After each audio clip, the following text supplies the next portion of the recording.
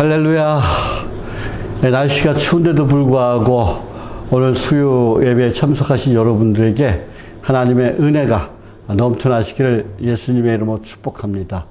여러분의 삶 가운데서 여러분들이 기도하고 간구하는 것마다 하나님께 다 상달되고 그리고 다 응답받는 역사가 여러분의 삶 가운데 일어나시기를 예수님의 이름으로 축복합니다.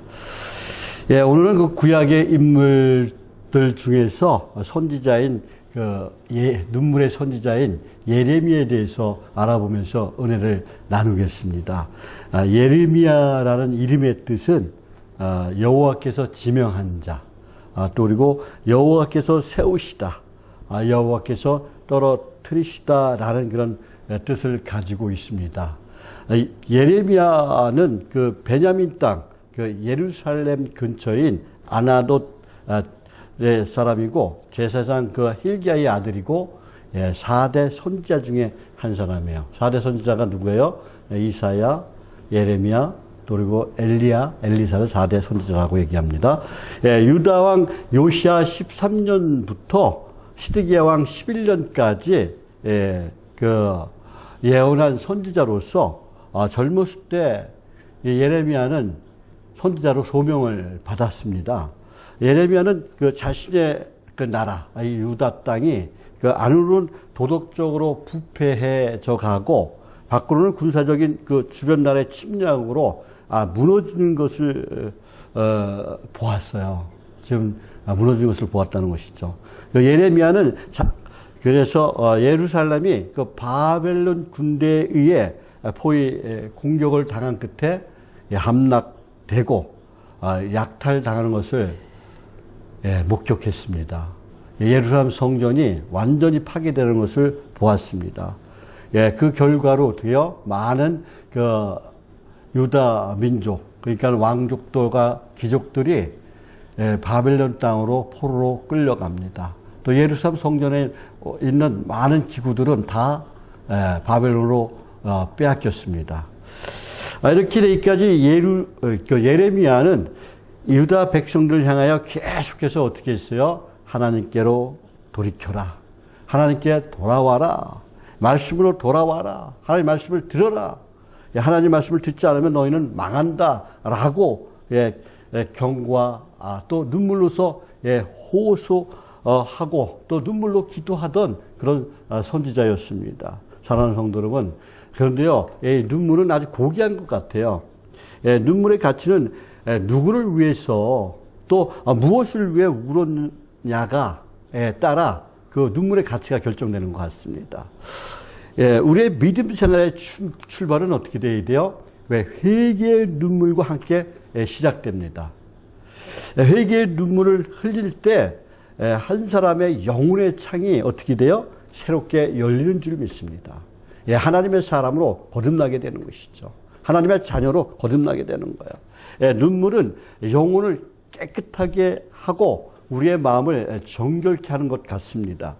눈물이 아름다운 것은 그 속에 뭐가 있어요? 의미가 있기 때문에 그렇습니다.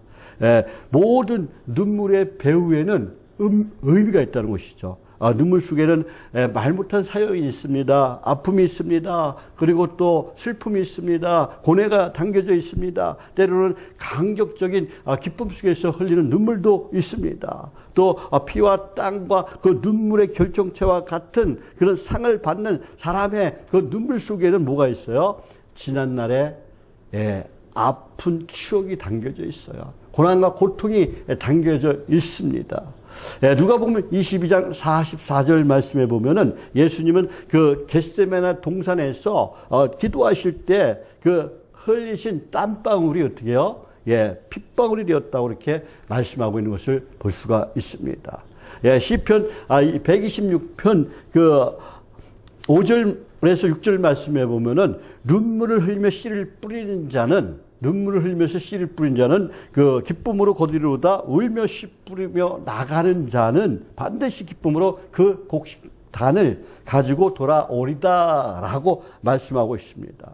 저와 여러분도 나의 신앙을 위해서, 나의 가족의 구원을 위해서, 나의 친척, 나의 친구의 구원을 위해서, 또 나라와 민족을 위해서 눈물로 기도해서 기쁨으로 단을 거두는 그런 성도가 되시기를 예수님의 이름으로 축복합니다. 축복합니다. 사랑하는 성도들, 그 눈물의 예레미야 선지자인 예레미야에 대해서 좀 더 자세하게 살펴보기로 하겠습니다. 예레미야는 이사야가 활동한 뒤로 거의 한 세기, 100년 뒤의 사람이에요. 그래서 예루살렘에는 다시 또 어떤 선지자가 나타났어요? 아주 그 눈물의 선지자, 위대한 선지자, 이 예레미야가 나타났어요. 예레미야가 예언자로 부르심을 받은 것은 남유다 왕국 요시야 왕이 종교개혁 하기 전인 그의 나이가 한 20세 정도 전후에 하나님의 그 부르심을 받았습니다. 예레미야 1장 10절 말씀 한번 보면은 그 하나님께서 예레미야에게 말씀합니다. 우리 그 예레미야 1장 10절 말씀 다 같이 한번 읽어보겠습니다. 10절 말씀입니다. 시작. 보라, 내가 오늘 너를 여러 나라와 여러 왕국을 위해 세워 내가 그것들을 뽑고 파괴하며 파멸하고 넘어뜨리며 건설하고 심게 하였느니라 하시니라. 아멘. 뭐라고 말씀하고 있다고요? 내가 오늘 너에게 많은 민족과 나라를 다스리며 그들을 뽑고 파괴하고 파멸시키고 넘어뜨리고 건설하며 심는 그 권한을 주겠다라고 지금 하나님께서 예레미야에게 말씀하세요. 예레미야가 예언 활동을 한 40년간 그 남유다 마지막 그 시대로서 당시 북왕국을 멸망시키고 북이스라엘 멸망시키고 이 남유다에도 그 지배를 과시하던 그 아수르는 지금 바벨론 제국에게 또 멸망을 당합니다. 이것이 BC 612년이에요. 그때 남쪽에는 애굽이 점차 어떻게요? 그 세력을 뻗쳐가면서 또 호시탐탐 또 이스라엘을 노리고 있었습니다. 그리고 예루살렘은 BC 597년과 그리고 587년 두 번에 걸쳐서 이 바벨론 군에게 점령을 당하고 그 대부분의 그 백성이 바벨론으로 잡혀갔어요. 왕족과 귀족과 진짜 그 쓸만한 사람들은 거의 잡혀간 것 같습니다. 사울 왕에 의해서 건국된 그 이스라엘이 그 400년으로 끝나고 말았다는 것이죠. 예레미야는 나라가 멸망하고 포로가 된 그 민족의 절망과 비탄의 그 시대의 예언자로 부르심을 받았습니다. 그가 예언을 시작한 것은 요시야 왕이 전사하고 유다는 애굽의 지배가 되자 정치적으로 동요되어 왕과 백성은 불안 가운데 있었어요. 왕과 또 그리고 모든 백성들이 불안 가운데 있었습니다. 그래서 백성들은 그 불안을 이기기 위해서 제사가 있을 때마다 예루살렘 성전에 모여서 성대하게 제사를 올렸어요. 예레미야 7장에 보면은 이것이 여호와의 성전이다. 여호와의 성전이다. 여호와의 성전이다 하면서 이 성전이 있는 한 우리는 염려 없노라라고 이렇게 무익한 거짓말을 의존했다는 것이죠. 우리 예레미야 7장 8절에서 11절 말씀 다 같이 한번 읽어보겠습니다. 예레미야 7장입니다. 예레미야 7장 8절에서 11절 말씀입니다. 8절 말씀 시작. 보라, 너희가 무익한 거짓말을 의존하노다. 너희가 도둑질하며 살인하며 간음을 하며 거짓 맹세를 하며 바알에게 분향하며 너희가 알지 못하는 다른 신들을 따르면서 내 이름으로 일컬음을 받은 이 집에 들어와서 내 앞에 서서 말하기를 우리가 구원을 얻었나이다 하느냐. 이는 모든 가증한 일을 행하려 함이로다. 내 이름을 일컬음을 받는 이 집이 너희의 눈에는 도둑의 소굴로 보이느냐? 보라, 나 곧 내가 그것을 보았노라. 여호와의 말씀이니라. 아멘. 지금 뭐라고 말씀하고 있어요? 예, 지금 뭐라고 말씀하고 있습니까? 이렇게 가증하게 예루살렘 성전에서 제사를 드리면서 우리가 구원을 얻었나이다 라고 지금 유다 백성들이 얘기하고 있다는 거예요. 예. 이것이 뭐예요? 다 거짓말이라는 것이죠. 거짓이라는 것이죠. 이것은 하나님에 대한 모독이었어요. 하나님은 어떻게 해요? 하나님께 돌아와라. 하나님 말씀에 순종해라. 라고 말씀하시는데 이스라엘 백성들은 뭐라 그래요? 유다 백성들은 뭐라 그랬다고요? 내가 하나님께 구원을 얻었나이다. 라고 자기들 자신이 얘기했다는 것이죠. 그래서 예레미야는 그 성전의 붕괴와 예루살렘의 멸망을 예언했습니다. 예레미야는 예레미야 그 40장, 44장의 말씀에 보면은 그 백성들에게 성전 모독죄로 몰려서 박해를 받았고 몇 번이나 이렇게 옥에 갇히기도 하고 체포되고 마지막에는 친 애굽파에 의해 애굽으로 연행되어 거기서 이제 순교를 당합니다. 죽습니다. 예레미야는 바벨론인에게는 그래도 정중하게 대우를 받았어요. 예, 그래서 바벨론에 그 잔류하는 것이 허락되었습니다. 애굽을 차지하는 세력에 의해 강제로 끌려가 그곳에서 어떻게 해요? 돌에 맞아 죽었다고 이렇게 전해지고 있습니다. 43장 보면은 아마 나올 거예요. 한번 집에 가서 읽어보시기 바랍니다. 사랑하는 성도 여러분, 두 번째로 예레미야는 하나님께 소명을 받았어요. 부르심을 받았다는 것이죠. 하나님께서 예레미야에게 그 예레미야 1장 5절 말씀에 보면은 말씀하세요. 어떻게 말씀하세요? 내가 너를 모태에 짓기 전에 너를 알았고, 네가 배에서 나오기 전에 너를 성별하였고, 너를 여러 나라의 선자로 세웠다라고 말씀하세요. 그러니까 하나님이 너를 어떻게 해요? 선자로 세워 주신 거예요. 너를 여러 나라의 선지자로 세웠다라고 말씀하고 있어요. 그래서 하나님께서는 이스라엘 백성들이 역사상 가장 큰 그 시련기에 처했을 때 한 젊은이를 택해서 선지자를 세우셨습니다. 그가 바로 누구예요? 예레미야라는 거예요. 예레미야는 처음에는 하나님의 부르심을 거절했습니다. 하나님께서 자신을 선지자로 부르셨다는 그러나 확증을 얻자 하나님만을 의지하고 담대하게 나이는 어렸지만은 복음을 전하기 시작했습니다. 이 예레미야의 소명에서 우리는 몇 가지 중요한 점을 배울 수가 있어요. 첫 번째로 하나님께서 예레미야를 선지자를 세우기 위해 어떻게 하셨다? 직접 부르셨다는 거예요. 예레미야 1장 4절에서 7절 말씀이 나오는데요. 우리 한번 다 같이 예레미야 1장 4절에서 7절 말씀 다 같이 한번 읽어보겠습니다. 4절 시작. 여호와의 말씀이 내게 임하니라. 이르시되 내가 너를 모태에 짓기 전에 너를 알았고 내가 배에서 나오기 전에 너를 성별하였고 너를 여러 나라의 선자로 세웠노라 하시기로 내가 이르되 슬프도소이다. 주 여호와여 보소서 나는 아이라 말할 줄을 알지 못하나이다 하니 여호와께서 내게 이르시되 너는 아이라 말하지 말고 내가 너를 누구에게 보내든지 너는 가며 내가 내게 무엇을 명령하든지 너는 말할지니라 그랬어요. 말할지니라. 지금 예레미야가 뭐라고 얘기하고 있어요? 저는 아직 어려서 말할 줄을 모릅니다. 그러자 이제 하나님께서 7절에서 말씀하세요. 어떻게 말씀하세요? 너는 어리다고 말하지 말아라 그래요. 너는 어리다고 말하지 말아라. 내가 너를 누구에게서 보내든지 너는 가서 내가 명령한 것을 다 말해라. 내가 시킨 대로만 하라라고 말씀하고 있는 것이죠.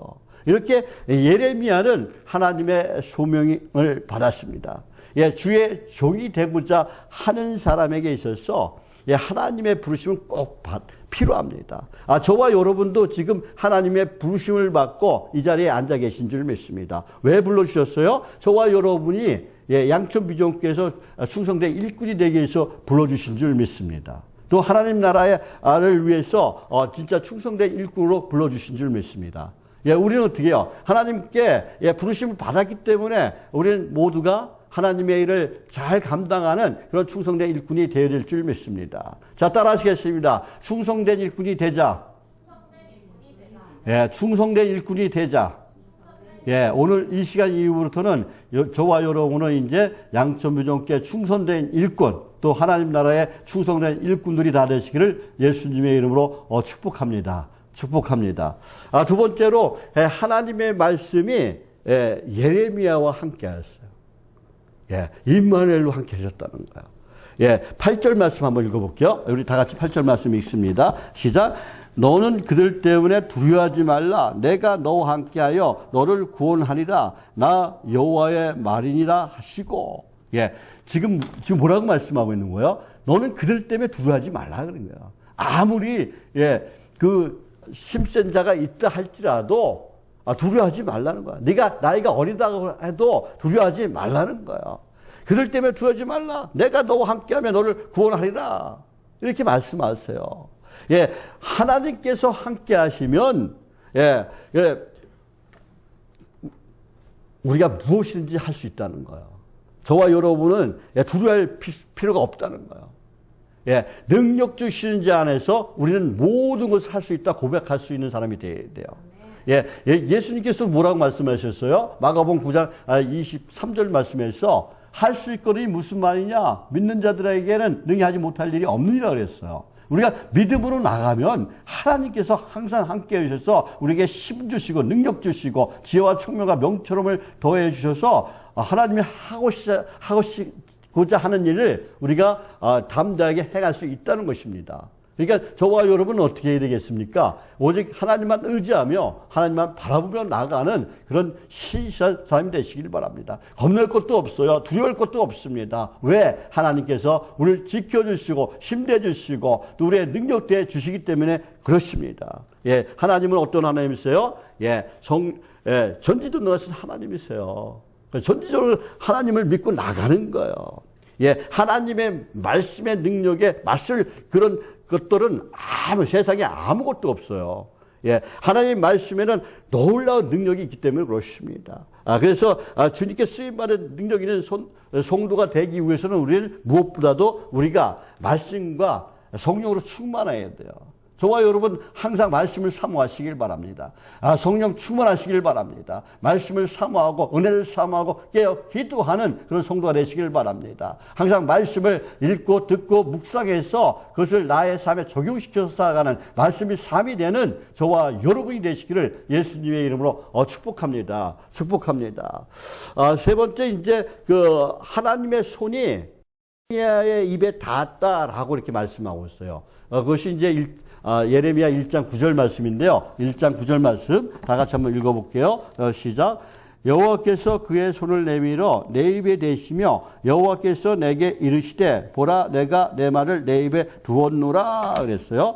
지금 그 1장 9절 말씀에 보면은 첫 번째는 뭐야? 하나님께서 손을 내밀어서 예레미야에 어디다 댔다고 그래요? 입에 대었다고 말씀하고 있어요. 하나님의 손이 지금 예레미야 입에 대어졌다는 거예요. 예, 이것은 하나님에 대한 체험을 얘기하는 거예요. 예, 주님의 종이 되기를 위해서, 주님의 충성된 일꾼이 되기 위해서는 하나님의 부르심에 대한 확신이 있는 체험을 우리가 해야 된다는 거예요. 아무런 영적 체험도 없는 상태에서 그저 주위 사람들의 공부로 주의 종이 되려고 하다가는 큰 어려움을 겪게 될 수도 있기 때문에 그렇습니다. 그래서 우리가 항상 기도하면서 영적 체험을 진짜 받는 그런 하나님의 사람이 되시기를 예수님의 이름으로 축복합니다. 두 번째는 뭐라고 얘기하고 있어요? 보라 내가 내 말을 내 입에 두었노라 그래요. 예, 하나님 말씀이 지금 예레미야 입에 두었다라고 말씀하고 있어요. 왜요? 예레미야가 자기는 아이라 이렇게 얘기했기 때문에 그래요. 아이라고 얘기했기 때문에. 주여 여호와여 보소서 나는 아이라 말할 줄을 알지 못하나이다. 알지 못한다. 말할 줄을 알지 못한다 하기 때문에 지금 하나님께서 지금 뭐를 어떻게 했다고 얘기하고 있어요? 보라 내 말을 하나님의 말씀을 내 입에 두었노라 하고 말씀하고 있어요. 이 말씀은 신명기 18장 18절 말씀에 보면은 그런 내용이 나와요. 제가 읽어볼 테니까 잘 들어보세요. 내가 그들의 형제 중에서 너와 같은 선지자 하나를 그들을 위하여 일으키고 내 말을 그 입에 두리니 내가 그에게 명령한 것을 그가 무리에게 말하리라 그랬어요. 예, 이것을 통해서 뭐예요? 예레미야는 자신이 모세의 후계자로 약속된 바 있는 선지자임을 자각했을 거예요. 왜요? 예레미야도 모세 오경을 달달달달 외우는 진짜 모세를 배웠기 때문에 거기서 아마 이 글을 보았을 것입니다. 더 확고한 믿음을 얻게 되었을 것으로 보입니다. 그래서 우리는 어떻게 해요? 하나님만 전적으로 믿고 의지하면 나가는 그런 사람이 성도가 되어야 될 줄 믿습니다. 세 번째로 이제 예레미야는 예루살렘 함락 이전에 예언한 게 있고 또 예루살렘 함락 후에 예언한 게 있어요. 먼저 이제 예루살렘 함락 이전에 정복되기 이전에 침략당하기 이전에 예언을 살펴보면은 그것이 이제 예레미야 2장부터 39장까지 나와요. 근데 이 예언이 뭡니까? 예언이. 데살로니가 전서 5장 20절 말씀에 보면은 예언을 멸시하지 말라 그래요. 예언을 멸시하지 말라. 예언이란 뭡니까? 예언은 하나님의 말씀을 의미합니다. 그러니까 성경 66권 하나님 말씀을 의미하는 거예요. 그리고 멸시하다라는 말은 남용하다, 마음대로 해석하다라는 말이 내포되어 있습니다. 그래서 예언을 멸시하지 말라는 말은 하나님의 말씀을, 성경의 말씀을 남용하거나 마음대로 해석하면 안 된다는 그런 말씀이에요. 근데 많은 사람들이 어떻게 해요? 성경 말씀을 자기 마음대로 해석하는 사람들이 있어요. 그런 무리에 빠지면 안 돼요. 거짓 선지자에 빠지면 안 돼요. 하나님 말씀은 꼭 이루어집니다. 하나님 말씀이 이루어지지 않는 그것은 거짓 선지자야. 그러니까 거짓 선지자가 하는 말은 이루어지지가 않아요. 이랬다 저랬다 하는 사람들은 문제가 있는 사람들입니다. 그런데 지금 거짓 선지자들이 판을 치고 있다는 것이죠. 유튜브에 보면 무슨 선교사 하면서 성경 말씀을 막 얘기하는 사람들이 많이 있어요. 그런데 그런 사람들은 어떻게 해요?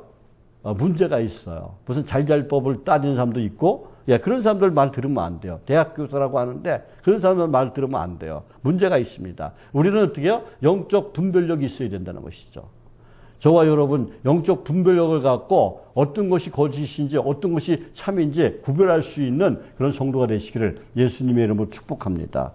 예레미야는 예루살렘 함락되기 이전, 즉 요시야 왕이 통치하던 때부터 유다의 마지막 왕이 누구예요? 시드기야죠. 이 시드기야가 집권할 때까지 예언한 사람이에요. 예레미야는 이스라엘 백성들의 그 불신앙을 책망했어요. 왜 책망했습니까? 선민인, 이 선택받은 이스라엘 백성들은 어떻게 했어요? 하나님을 떠났어요. 배반했어요. 불순종했어요. 도둑질을 하고 살인을 하고 간음을 하고 거짓 맹세를 하고 또 바알에게 분향을 하고 다른 신들을 숭배합니다. 우상을 숭배해요. 이 유다 백성들은 북이스라엘이 아수르에게 멸망나는 것을 봤어요. 눈을 똑똑히 봤어요. 그런데도 계속 그 하나님의 말씀을 듣지 않아요. 불순종해요. 죄를 범했습니다. 그래서 예레미야는 지금 유다 백성들에게 뭐라고 얘기해요? 회개하지 않으면 너희가 회개하지 않으면 하나님의 심판을 받아 바벨론에 멸망될 것이라고 이렇게 눈물로 호소하며 예언을 합니다. 바벨론에게 어떻게 항복하라고 해요. 애굽으로 가지 말라고 얘기해요. 그런 구원을 받을 수 있는 길은 오직 회개뿐이었어요. 근데 말을 듣지 않아요. 하나님께 돌아오는 것 뿐이었어요. 말씀으로 돌아오는 것 뿐이었어요. 그래서 예레미야가 뭐라고 얘기해요? 유다 사람들아, 여호와 말씀을 들으라. 유다 사람들아, 여호와 말씀을 들으라. 호소합니다. 그 말씀이 이제 예레미야 7장 1절에서 7절 말씀이에요. 우리 다 같이 한번 예레미야 7장 1절에서 7절 말씀 다 같이 한번 읽어보겠습니다. 예레미야 7장 1절에서 7절 말씀이에요. 우리 다 같이 읽겠습니다. 1절 시작. 여호와께로부터 예레미야에게 말씀이 임하니라. 이르시되 너는 여호와의 집 문에 서서 이 말을 선포하여 이르기를 여호와께 예배하러 임으로 들어가는 유다 사람들아 여호와의 말씀을 들으라. 만군의 여호와 이스라엘 하나님께서 이와 같이 말씀하시되 너희 길과 행위를 바르게 하라. 그러면 내가 너희로 이곳에 살게 하리라. 너희는 이것이 여호와의 성전이라 여호와의 성전이라 여호와의 성전이라 하는 거짓말을 믿지 말라. 너희가 만일 길과 행위를 참으로 바르게 하여 이웃들 사이에 정의를 행하며 이방인과 고아와 가부를 압제하지 아니하며 무지한 자의 피를 이곳에서 흘리지 아니하며 다른 신들 뒤를 따라 화를 자초하지 아니하면 내가 너희를 이곳에 살게 하리니 곧 너희 조상에게 영원 무궁하도록 준 땅이니라. 예. 보라. 8절 말씀에 너희가 무익한 거짓말을 의존하는도다 라고 이렇게 말씀하고 있어요. 예. 그런데 지금 유다 백성들이 말을 듣지 않아요. 듣지 않습니다.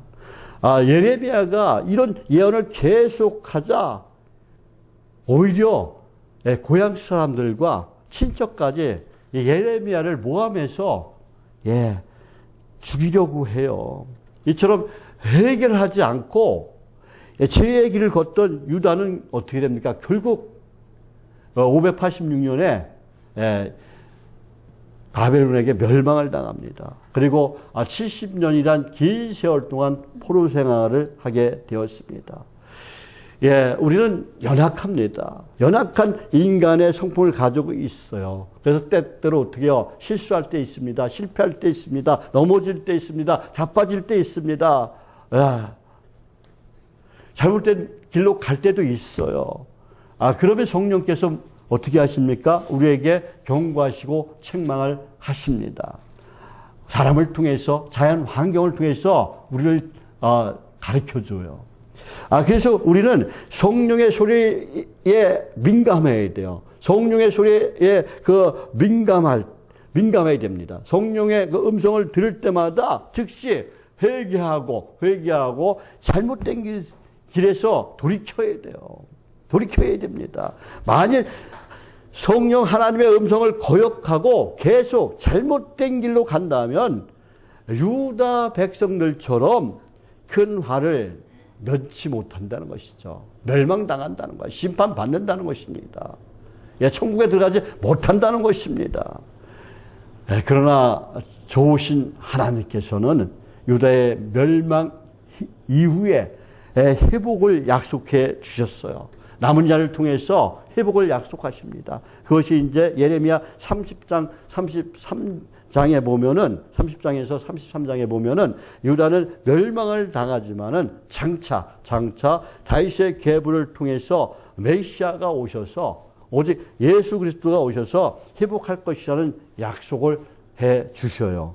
이 예언대로 메시아이신 우리의 그리스도인, 우리의 구원자이신 예수 그리스도께서 이 세상에 오심으로 온 인류에게 구원의 문이 활짝 열린 줄 믿습니다. 우리가 이제 예수님만 믿으면, 예수님만 나의 구주로 영접하면 우리는 구원받는 거예요. 천국에 갈 수 있는 줄 믿습니다. 저와 여러분 모두가 오직 예수, 오직 말씀, 오직 믿음 안에서 구원의 문에 다 들어가는 하나님의 삶이 다 되시기를 예수님의 이름으로 축복합니다. 사랑하는 성도 여러분, 또 그리고 예레미야가 예루살렘 함락 이후에 예언한 것이 있어요. 그 내용이 이제 예레미야 40장에서 52장에 나와요. 예레미야는 유다의 멸망 후에 예언 활동을 계속합니다. 예레미야는 유다 백성들을 사랑하는 마음으로 백성들에게 눈물로 호소했으나 백성들은 어떻게 해요? 예레미야의 경고를 듣고도 돌이키지 않았어요. 결국 어떻게 됩니까? 결국 바벨론의 그 느부갓네살 왕에 의해 586년 BC 주전 586년에 예루살렘이 함락당하고 이제 남유다가 멸망당합니다. 그리고 많은 귀족과 왕족들은 바벨론으로 끌려갑니다. 모든 성전 기구도 다 빼앗겼습니다. 그러나 예레미야는 이 바벨론에 대해서도 하나님의 백성을 멸망하게 한 바벨론의 죄에 대해서도 하나님께서 보응할 것이라고 예언해요. 선택받은 그 이스라엘을 멸망시킨 그런 바벨론도 하나님의 도구로 사용되지만은 그들도 심판하신다고 예언합니다. 예레미야 51장 그 33절 이하의 말씀에 보면은 바벨론이 타작 마당 같을 것이라고 말해요. 항구지가 될 것이라고 말합니다. 철저하게 심판하신다고 말씀하십니다. 예레미야 51장 33절에서 40절 말씀 한번 다 같이 한번 찾아서 읽어보겠습니다. 예레미야 51장 예레미야 51장 33절에서 40절 말씀입니다. 예레미야 51장 33절에서 40절까지입니다. 우리 다 같이 한번 읽어볼게요. 33절 시작. 만군의 여호와 이스라엘의 하나님께서 이와 같이 말씀하시되 딸 바벨론은 때가 이른 타작마당과 같은지라 멀잖아 추수 때가 이르리라 하시도다. 바벨론의 느부갓네살 왕이 나를 먹으며 나를 멸하며 나를 빈 그릇이 되게 하며 큰 뱀같이 나를 삼키며 나의 좋은 음식으로 그 배를 채우고 나를 쫓아내었으니 내가 받은 폭행과 내 육체에 대한 학대가 바벨론에 돌아가기를 원한다고 시온 주민이 말할 것이요 내 피 흘린 죄가 갈대 주민에게로 돌아가기를 원한다고 예루살렘이 말하리라. 그러므로 여호와께서 이와 같이 말씀하시되 보라 내가 내 송사를 듣고 너희를 위하여 보복하여 그의 바다를 말리며 그의 샘을 말리리니 바벨론이 돌무더기가 되어서 승략의 거처와 혐오의 대상과 탄식거리가 되고 주민이 없으리라. 그들이 다 젊은 사자같이 소리 지르며 새끼 사자같이 으렁거리며 열정이 일어날 때에 내가 연희를 베풀고 그들이 취하여 기뻐하다가 영원히 잠들어 깨지 못하게 하리라. 여호와의 말씀이니라. 내가 그들을 끌어내려서 어린 양과 순양과 순염소가 도살장으로 가는 것 같게 하리라. 어떻게 하신다고요? 그들을 끌어내려서 어린 양과 또 순양과 순염소가 도살장으로 가는 것 같이 갖게 하리라 라고 말씀하고 있는 것을 볼 수가 있습니다. 그런데 왜 바벨론이 타작마당 같을까요? 타작마당이 뭡니까? 타작마당이 농부들이 수확한 곡식이나 볕단이나 곡식단을 도리깨로 내리치거나 발로 짓밟아서 곡물로부터 줄기로부터 나달을 분리시키는 그런 곳이 타작마당이에요. 그러니까 바벨론이 이 타작마당 같다고 하는 것은 무슨 뜻이에요? 하나님께서 바벨론 심판하실 때 타작마당의 곡식처럼 철저하게 분리시킨다는 거예요. 심판하신다는 것입니다. 그러니까 뭐예요? 하나님이 선택받은 백성들을 괴롭히면 이렇게 된다는 거예요. 핍박하면 이렇게 된다는 거예요. 핍박 그 하나님의 도구로 쓰여졌지만은 그들도 회개하고 하나님께 돌아오지 않으면은 그들도 심판을 받는다고 말씀하고 있는 것입니다. 우리 기독교인을 핍박하면 하나님께서 대신 갚아 주신 줄 믿습니다. 그러니까 우리는 내가 보복하려고 하는 것이 아니라 이에는 이, 눈에는 눈으로 사람들을 대하는 것이 아니라 우리는 어떻게 해요? 오히려 원수까지 사랑하라고 했어요. 예수님께서. 그리고 어떻게 해요? 그들을 어떻게 해요? 비판하지 말고 그들을 위해서 저주하지 말고 그들을 위해서 오히려 기도하고 축복하라고 주님은 말씀하고 있습니다. 왜요? 하나님께서 대신 갚아주신다는 거예요. 저와 여러분은 어떻게 살아가야 되겠습니까? 오직 예수, 오직 말씀 안에서 하나님만 바라보고 하나님께 모든 걸 맡기시길 바랍니다. 그럼 하나님께서 무슨 일이든지 다 해결해 주실 줄 믿습니다. 오직 하나님 말씀에 순종하며 살아가는 신실한 믿음의 성도가 되시기를 예수님의 이름으로 축복합니다. 예레미야를 통해서 우리가 배울 교훈을 다시 한번 제가 정리해서 말씀을 드리면요. 첫 번째로 그 예레미야는 원래 내성적이고 약간 나약한 인물이었던 것 같아요. 그러니까 6절 말씀에 보면은 뭐라고 말씀하고 있어요? 6절 말씀에 보면은 6절 말씀에 보면은 뭐라고 말씀하고 있어요? 내가 이르되 슬프소이다. 주 여호와여 보소서. 나는 아이라 말할 줄 알지 못하나이다. 그러니까 말할 못한대요. 그러니까 내성적인 사람들이 말을 잘 못하잖아요. 그죠? 그리고 아이라고 자기를 낮춰서 얘기하는 것을 볼 수가 있습니다. 그러니까 나약한 인물이었지만 주의 부름에, 하나님의 부름에 순응할 때 말씀의 사역자로서 사명을 감당할 수가 있었어요. 그러니까 주님을 의지할 때, 주님의 말씀을 순종할 때 어떻게 해요? 하나님께서 힘 주시고 능력 주신 줄 믿습니다. 또한 선택받았다는 그런 사실을 알고 또 취했던 겸손함은 우리가 본받아야 돼요. 하나님 말씀에 순종하고 겸손하게 행하는 것을 우리가 본받아야 될 줄 믿습니다. 두 번째는 예루살렘 멸망을 선포하면서 동시에 유다의 회복을 선언한 예레미야의 메시지는 심판 가운데서 긍휼을 베푸시는 자비를 베푸시는 그 하나님을 우리가 알 수가 있어요. 예레미야 3장 12절 말씀이에요. 우리 한번 다 같이 예레미야 3장 12절 말씀 다 같이 한번 읽어볼게요. 예레미야 3장 12절 말씀입니다. 12절 말씀 시작. 너는 가서 북을 향하여 이 말을 선포하여 이르다.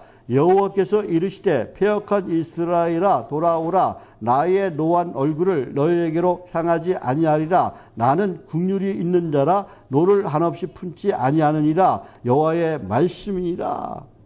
하나님이 어떤 하나님이라고 말씀하세요? 긍휼의 하나님이라고 말씀하고 있습니다. 노를 품지 않는다고 말씀하고 있는 것을 볼 수가 있습니다.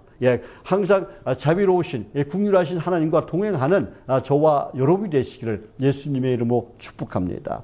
그리고 세 번째로 하나님의 심판을 경고한 예레미야는 반대자들에 의해서 많은 고난과 고통을 당했어요. 예레미야가 극심한 박해로 인해 사명을 포기할 지경에 이를 때도 있었습니다. 이렇게 하나님의 일을 하다 보면은 때로는 우리의 큰 시험이 올 때 있어요. 진짜 좌절할 때 있습니다. 포기할 마음 생길 때도 있습니다. 그런 충동이 우리가 느낄 때가 있어요. 내가 왜 이렇게 하지? 내가 왜 이렇게 힘들게 하지? 이런 마음이 들 때가 있습니다. 그러나 진리를 외치는 자는 세상으로부터 오는 어떠한 박해나 비난도 감수해야 된다는 것이죠. 우리는 어떻게 해야 돼요? 하나님의 일을 오직 하나님만 바라봐야 돼요. 하나님만 오직 의지해야 됩니다. 하나님께 시선을 고정시키고 나가야 돼요. 세상 것을 바라보면은 안 된다는 것이죠. 저와 여러분은 하나님께 시선을 고정시키고 나가는 복된 인생, 아름다운 인생이 되시기를, 그래서 하나님의 뜻을 이루는, 하나님의 기쁨이 되는, 하나님의 영광이 되는 그런 성도가 되시기를 예수님의 이름으로 축복합니다. 그리고 이제 네 번째로 온갖 쓰라림과 그리고 고독과 고난을 당하면서 눈물로 회개를 선포한 예레미야 선지자에게서 오늘도 예수 그리스도께서 죄 많은 우리를 향하여 부르시는 모습을 발견하고 저와 여러분도 예수님의 증인이 되는 하나님 말씀을 전하는 복음 전도자로 살아가시기를 예수님의 이름으로 축복합니다. 다섯 번째, 이제 예레미야는 국가의 유다의 멸망을 보면서 눈물로 회개를 촉구한 것을 볼 때 매우 나라와 민족을 사랑했다는 거예요. 그리고 아마 눈물이 흘린 걸 보면은 이 감성이 풍부한 그런 선지자였음을 우리가 알 수가 있습니다. 저와 여러분도 나라와 민족을 사랑하고 민족을 위해서, 나라와 민족을 위해서 기도하는 그런 성도가 되시기를 예수님의 이름으로 축복합니다. 그리고 이제 여섯 번째로 하나님께서는 하나님의 백성이 죄의 길로 걸어갈 때 하나님은 우리에게 경고를 주신다는 거예요. 사람을 통해서, 자연 환경 만물을 통해서 우리에게 경고하십니다. 그래서 우리는 항상 어떻게 살아가야 돼요? 성령 충만함을 받아야 돼요. 성령 충만함으로 살아가야 돼요. 성령 충만하지 않으면은, 성령이 뭐 50%, 70%, 뭐 80% 이렇게 있다 하면은, 거기에 뭐가 삐집고 들어와요? 악령이 삐집고 들어와요.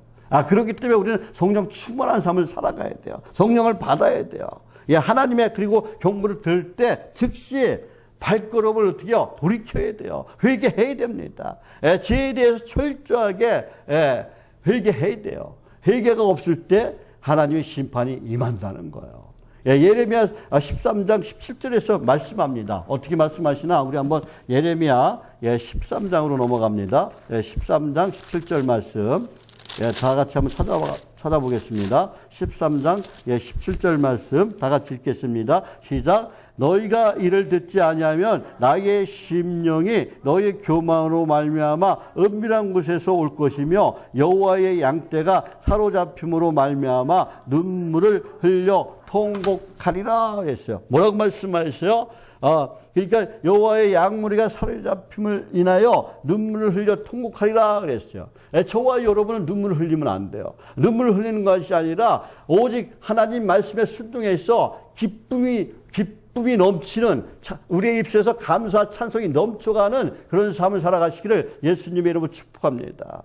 그리고 7번째로 뭐예요? 예레미야 선지자의 울음이 우리는 아주 귀하다는 것을 우리가 머리에 인식하면서 살아가야 돼요. 그 눈물은 그날의 백성, 유다 백성, 오늘의 그 그리스도인들, 그 행실을 보고 가슴 아파하는 그런 눈물이에요. 누가복음 19장 21절 말씀에 보면은 예수님께서 예루살렘 성과 백성들을 보시고 우셨어요. 우리의 주님이신, 우리의 메시아이신, 우리의 그리스도인, 우리의 구원자이신 예수님이 예루살렘 성 보고 우셨어요. 왜 우셨습니까? 이 눈물이 어떤 눈물입니까? 예루살렘의 장례를 보니까, 그 장례를 보고 애통하는 눈물이에요. 이것은 하나님의 눈물입니다. 사랑의 눈물이에요. 예수님의 눈물은 온 인류가 당하고 있는 고난과 죄에 대한 그 애통의 눈물이에요. 우리는 이 주님의 그 눈물을 닦아드릴 수 있는 그런 성도가 되어야 될 줄 믿습니다. 저와 여러분은 예수님의 눈물을 닦아드리는 성도가 되시길 바랍니다.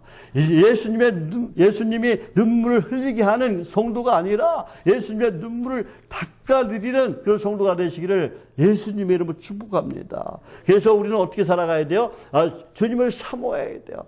주님을 사모하는 열정으로 뜨거워져야 돼요. 우리 가슴을 뜨겨줘야 돼요. 오직 주님을 사랑하고 말씀을 사모하고 은혜를 사모하며 살아가는 저와 여러분이 되어야 될 줄 믿습니다. 오직 예수님의 사랑 가운데 거하시는 저와 여러분이 되시기를 예수님의 이름으로 축복합니다. 그리고 8번째로 하나님께서 참된 구원의 길을 우리에게 예비해 주셨다는 것입니다. 좋으신 하나님께서, 전지전능하신 하나님께서 죄짓고 불의하여 멸망을 받을 수밖에 없는, 지옥에 갈 수밖에 없는 우리를 위해 구원의 길을 예비해 주셨습니다. 누구든지 예수 그리스도와 믿기만 하면 구원을 받는 거예요. 왜요? 예수님께서 이 땅에 오셔서 십자가에 못 박혀 죽으셨기 때문에, 예수님께서 화목제물이 되셨기 때문에, 예수님께서 우리를 위하여 유월절 어린 양이 되셨기 때문에 우리가 예수님을 믿기만 하면 우리는 구원을 받는 줄 믿습니다. 저와 여러분 예수님을 영접하고 하늘나라 생명책의 그림이 올라가시기를 예수님의 이름으로 축복합니다. 오직 오직 말씀 안에서 오직 믿음으로 나아가는, 그래서 구원의 문에 다 들어가는, 성공문에 다 들어가는 저와 여러분이 되시기를 예수님의 이름으로 축복합니다. 사랑하는 성도 여러분, 저와 여러분도 예레미야처럼 조국과 민족을 위해서 뜨겁게 눈물을 흘리며 기도하고 나의 죄를 철저하게 회개하고 겸손히 주님의 일을 하며 하나님께 영광 올려드리는 그런 복된 성도가 되시기를 예수님의 이름으로 축복합니다. 축복합니다. 기도하겠습니다. 하나님 아버지, 저희들 오직 하나님을 예배하는 예배로 살아가게 도와주시옵소서. 오직 예배를 삼하고 말씀을 삼하고 은혜를 삼하고 깨어 기도하는 하나님의 거룩한 백성들을 다되게 도와주옵소서. 예레미야처럼 조국과 민족을 위해 눈물로 기도하게 도와주옵시고 저희들에게 지혜와 총명과 명철함을 주셔서 맡은 일을 잘 감당할 수 있도록 능력 베풀어 주옵소서. 또한 맡은 일에 최선을 다하게 하시며 상대방의 입장을 잘 헤아리게 도와주시고 그들을 이해하고 평화를 누릴 수 있도록 하나님 아버지 역사여 주옵소서. 하나님 성령 하나님께서 우리 안에 임자여 주옵소서. 성령으로 우리의 가슴을 뜨겁게 하시고 성령 충만함으로 세상 끝날까지 붙들어 주옵소서. 오직 그리스도의 아니면 그리스도인으로서 예수님의 눈물을 닦아드릴 수 있는 저희를 다 되게 도와주시옵소서. 오직 주님의 기쁨이 되고 주님의 영광이 되는 저희를 다 되게 도와주시옵소서. 우리 양천비적교회가 제일 먼저 앞장서서 나가는 그런 우리 양천비적교회가 되게 도와주시고 양천비적교회가 날마다 부흥하는 하나님의 귀한 교회가 될 수 있도록 주여 도와주옵시고 우리 양천비적교회 모든 성도들이 합력하여 소원을 이룰 수 있게 도와주시고 한마음 한뜻 한 비전 품고 복음을 전하는 복음의 증인들이 다 되게 도와주옵소서. 하나님 아버지 우리 병역한 환우들을 위해서 기도합니다. 병역한 환우들 하나님 그들의 모든 환경을 주관하여 주시고 그들이 하나님만 바라며 소망을 두고 소망을 잃지 않게 도와주시고 믿음으로 승리하는 하나님의 삶들 다 되게 도와주옵소서. 하나님 아버지 또한 하나님 그들의 모든 하나님 아버지 병마가 떠나간 역사가 일어나게 도와주시옵소서. 치료의 광선을 발하여 주셔서 깨끗이 고침받는 역사가 일어나게 도와주시옵소서. 암으로 하나님 아버지 항암 치료하는 분들이 있습니다. 하나님 아버지 항암 치료 받을 때 하나님 아버지 아주 피곤치 않게 도와주시고 휴증 없게 도와주시고 부작용도 없도록 주여 도와주시고 하나님 온전케 하여 주옵소서. 깨끗이 고침받는 역사가 일어나게 도와주시옵소서. 성령의 불로 완전히 그 암덩이를 완전히 태워버려 주옵소서. 또 하나님 아버지 또 상처받은 사람들이 있습니다. 그 상처받은 사람들에게 찾아가서 예수님의 그 말씀으로 위로하여 주시고 그들에게 기쁨 주시고 평강을 주옵시고 하나님 아버지 또한 하나님 아버지 우리 사업이나 또 하나님 아버지 또 직장에서나 일터에서나 아니면 힘든 사람들이 있습니다. 그들의 모든 문제 얽히고 섞여 꼬인 모든 문제가 풀리고 뚫리는 에바다의 역사가 그들의 삶 가운데 일어나게 도와주시옵소서. 오직 하나님께 모든 걸 맡기고 나가는 저희 모두가 다 되게 역사여 주옵소서. 주님의 능하신 손으로 강한 뼈발로 붙들어 주실 줄 믿습니다. 하나님께 감사드리며 예수님의 이름으로 기도드립니다. 아멘. 예, 찬송가 502장 찬양 드리겠습니다. 502장입니다.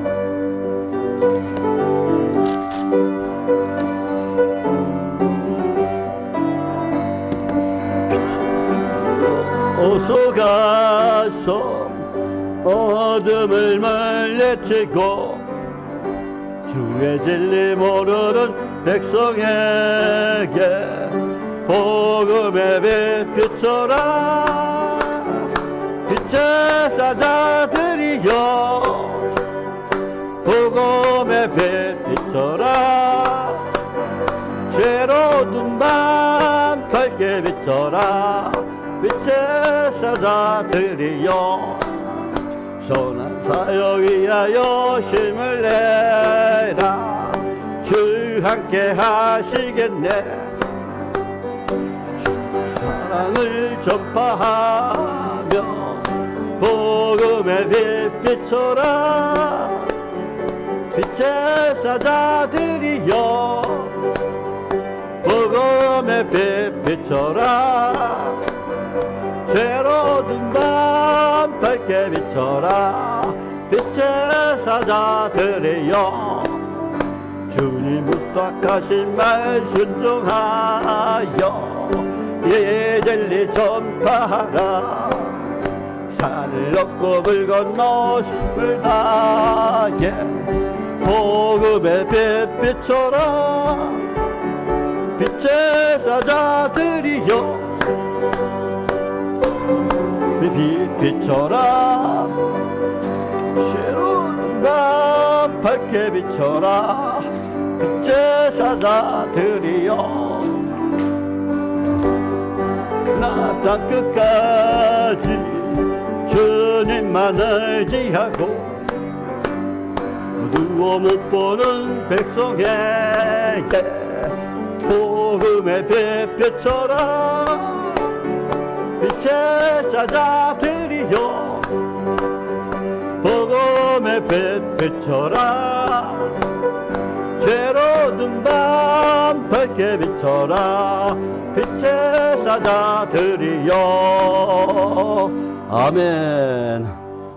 지금은 우리를 원하신 예수님의 은혜와 하나님 아버지의 무한하시고 거룩하신 사랑과 또 날마다 우리를 승리하게 하시는 보혜사 성령님의 감동하심과 교통하심의 역사가 사랑하는 성들과 그 가족과 저희들의 일터와 사업체와 그리고 오직 예수 오직 말씀 오직 믿음 안에서 하나님의 은혜 가운데 예레미야 선지자와 같이 눈물로 기도해서 하나님의 사랑을 나누고 베푸는 삶을 살아가기를 원하는 저희들 모두 위에 지금부터 영원토록 함께 있을지어다. 아멘.